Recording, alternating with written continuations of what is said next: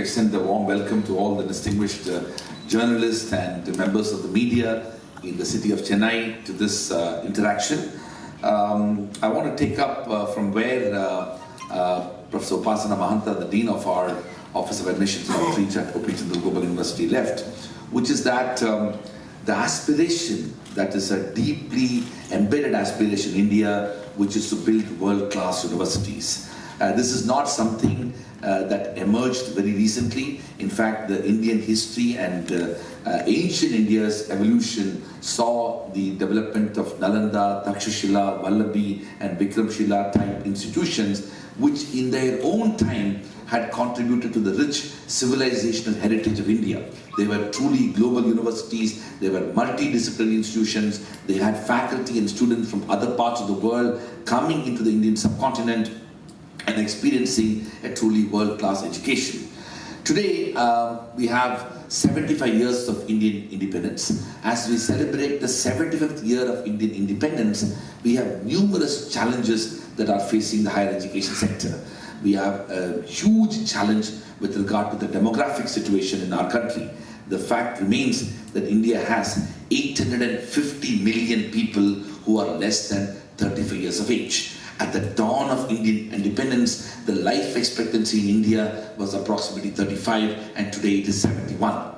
We also have this extraordinary aspiration among young people to receive high quality education, which can be truly transformative, which essentially means that we need to have more institutions and we need to have better quality.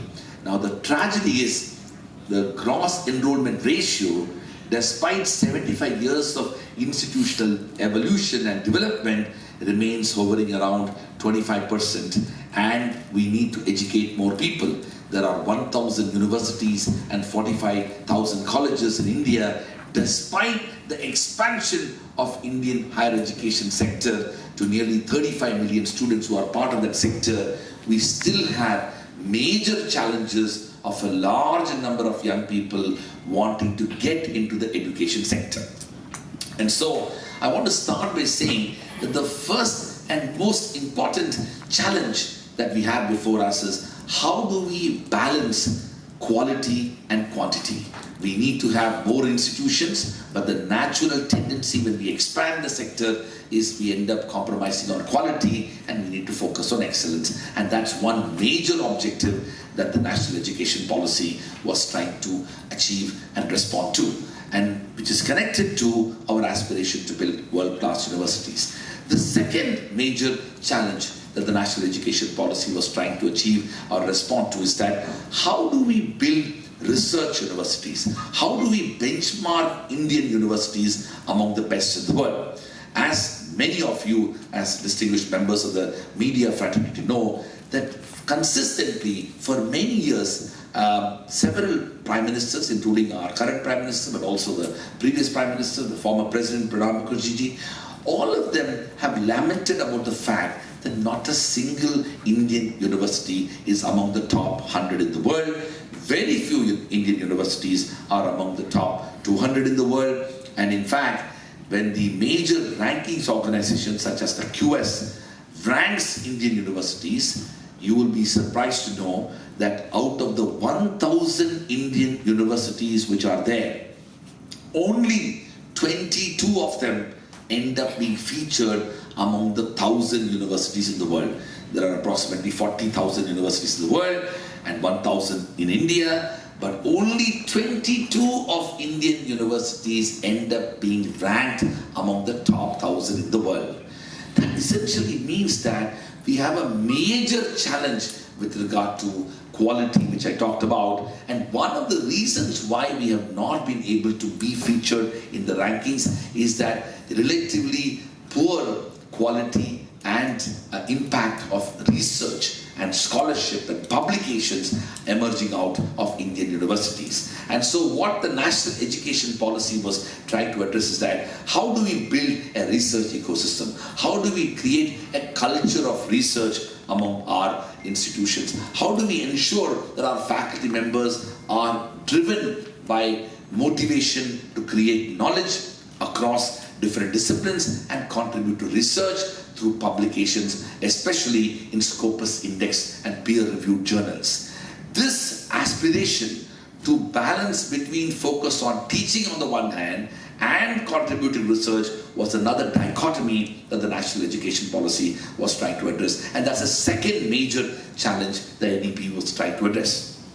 The third major aspect of the NEP is another important challenge that we face in India, which is the dichotomy and the dilemma between public and private institutions. At the dawn of independence, we ended up creating great public institutions, including IITs and central universities and state public universities. But since the late 80s and the early 90s, Indian higher education moved towards expansion in privatization of higher education. We saw the emergence of private higher education institutions. In fact, the IT revolution that we have seen across many parts of South India, including cities like Chennai and Bengaluru and Hyderabad and other parts of India, owes a lot to the emergence of engineering colleges, which ended up creating a fertile ground for the expansion of the IT sector.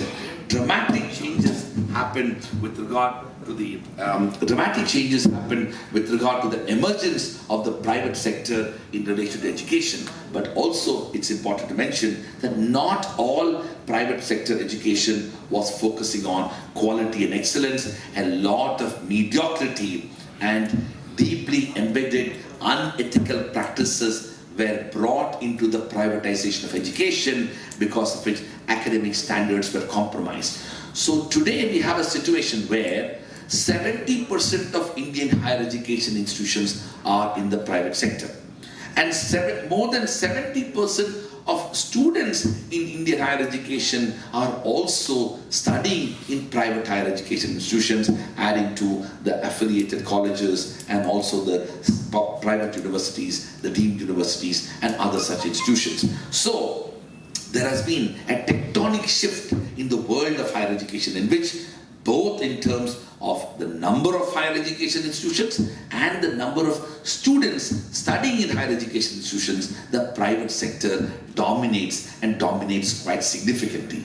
This essentially means, from a public policy standpoint, we need to understand how we are going to be regulating this entire sector. And so the balancing act is to recognize the role of the private sector, but also to recognize the importance of corporate philanthropy and other types of empowerment, because the state has consistently reduced its role, including its ability to fund and contribute to resource for the university system.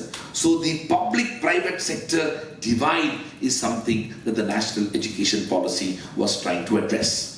The next major aspect of what the national education policy was trying to address is to recognize the role of internationalization in Indian higher education. Quite remarkably, I mentioned Nalanda, Takshashila, Vallabhi, and Vikramshila. These institutions were truly global institutions, attracting students and faculty from around the world over 2,000 years ago. But the reality is, we have not been able to play that type of role in many of our institutions, especially after we built this higher education sector in the last 75 years of independence. So the national education policy has come up with innovative ideas in recognizing the role of internationalization, including the possibility of establishing international universities and their campuses in India. I, for one, strongly believe that internationalization should happen at multiple levels. Not only the effort to build foreign campuses in India, that may or may not happen. What we really need to focus on is to have partnership with international universities. Indian universities, including Jindal, have extensive partnership with universities around the world.